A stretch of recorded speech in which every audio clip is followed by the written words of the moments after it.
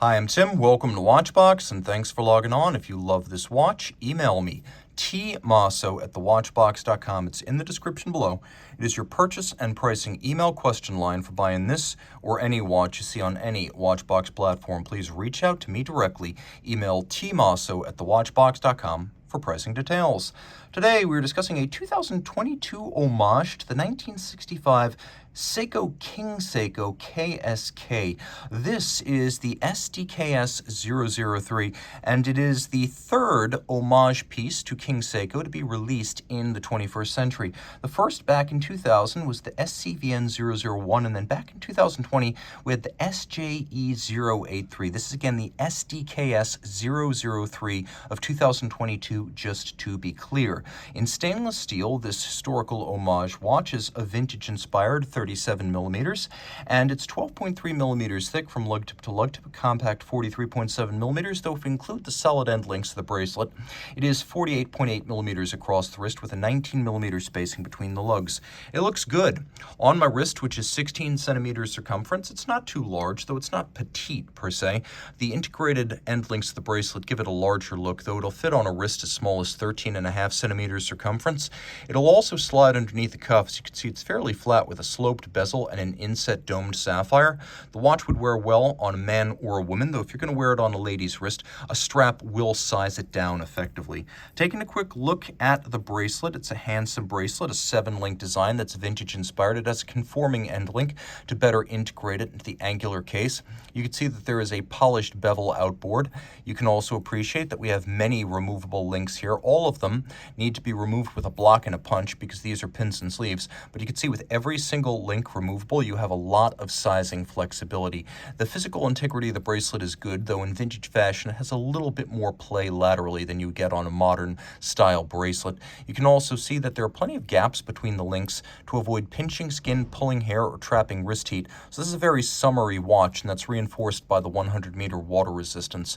Taking a quick look, you can see that the hollows between the links also feature inboard polished facets, so there's a lot of design detail here to delight the owner. We have a thick gauge steel double folding twin trigger release non-sequential clasps. You can fold either side. There it is, King Seiko. Rolling around to the case, here we go upscale with the Zaratsu tin plate manual polishing that we find on Grand Seiko and Credor models, executed with a spinning tin plate held directly against the surface to be polished and milled. It takes about 3 years to master this black polishing art, so it is truly a hand-finished case. Lugs are angular and integrated. You can see they come to a sharp snub-nosed end. They have a combination of polish and satination and several different facets that twinkle like cut gems.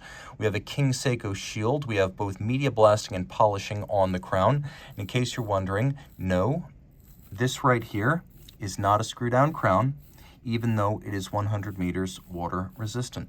Taking a quick look, the dial is beautiful with a lovely vertical satin grain, making it look like stainless steel. We have individual applied rhodium-plated steel indices that are handsomely faceted. They too twinkle like cut gems. The sapphire here is designed to echo a vintage plexiglass, so it has a nice domed and cambered profile. And then the hands Dauphine style are faceted. We also have a lovely rusticated micro grid. You can see it's a very small pyramid texture, vintage inspired on the double index up at 12 o'clock. Seiko branded, and of course King Seiko, a more upscale take on Seiko heritage. Taking a look at the reverse side, you can see the King Seiko logo and shield on a frosted base. Inside the case we have Seiko caliber 6R31. It's always on the code on the reverse side. The watch right here, automatic winding with a 70-hour power reserve. It does feature a stop seconds or hacking function. Pivots on 24 joules, and it beats away at 3 hertz or 6 beats per second. Of course, this being Seiko, it's not just an in-house caliber. They also make things like the shock protection and the lubricants that most brands can't even dream of constructing for their own watches. Reach out to Team Mosso at thewatchbox.com for purchase and pricing details of this King Seiko by Seiko.